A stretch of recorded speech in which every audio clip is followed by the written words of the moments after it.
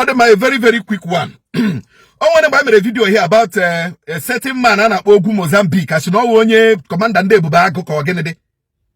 I made a video here. May alert the Imo state government over had aware that one Ogu Mozambique has continued to cause mayhem. Now one mama, Ameri, Oru East and Oru West axis of the state.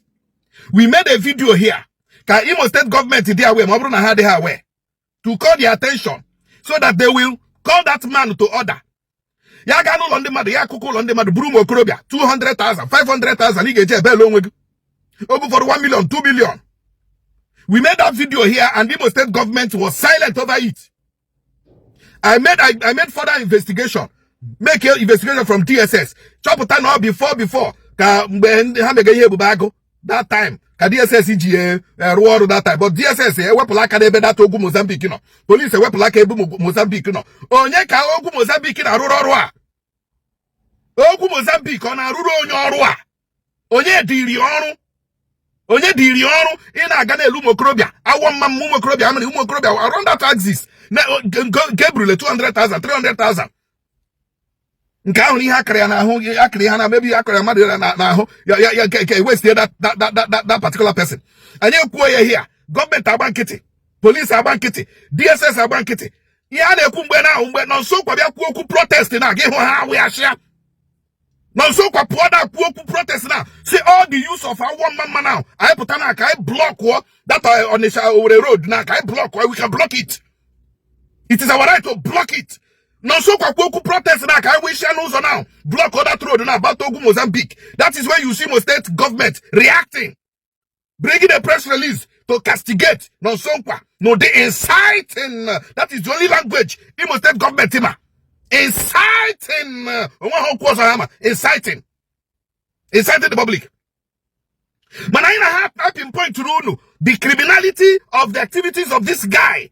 Ogu Mozambique, ni hone mena one mama, una try he take note, una try he call ya to order. Every night, every day, every morning, this guy anaga, violate the human rights of the people of our mama and the Ameri, and of course the Oru East and Oru West. Anekwi una abachi kiti. Anekwi una abachi kiti. Ndeno na government abachi kiti. Unu ga agwanyi. Onye deal that guy on. Let me play this voice note first. Kwa hapi edu kwa uwo, nakatamne kwi hem mama hishi dodia. Okay.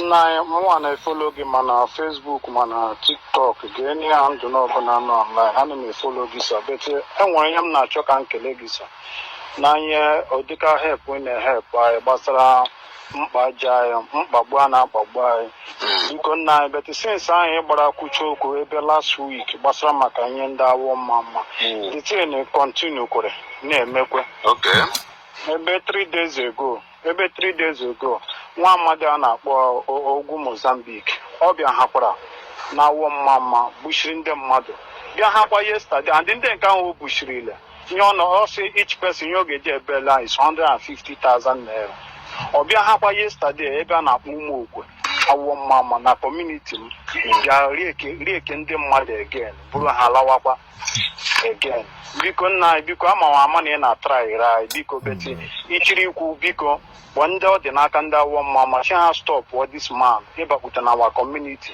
And it is under one mama now, but they go down on 1 million, 2 million. Oh, I made that man. Oh, Because, sir.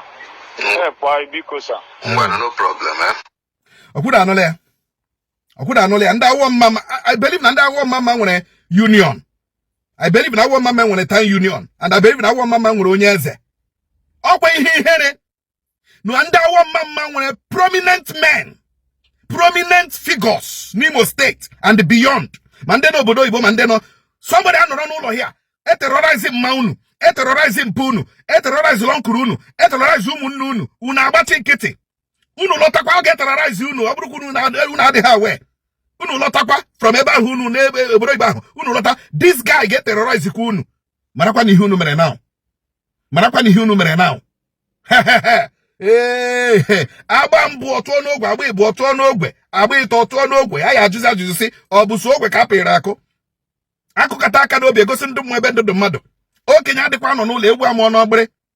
O Kenya de kwano no le ewu amo no bre. Ekwuchakwa m. Etukwa mi e ka mkpu.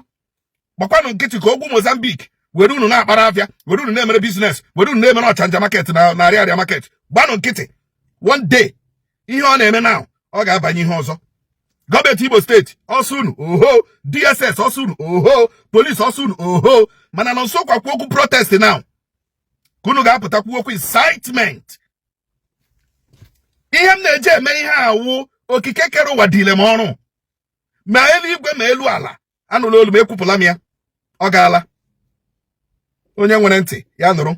Ndị kwesịrị ime ha ga-eme n'okwu a meenụ. Ndewonu.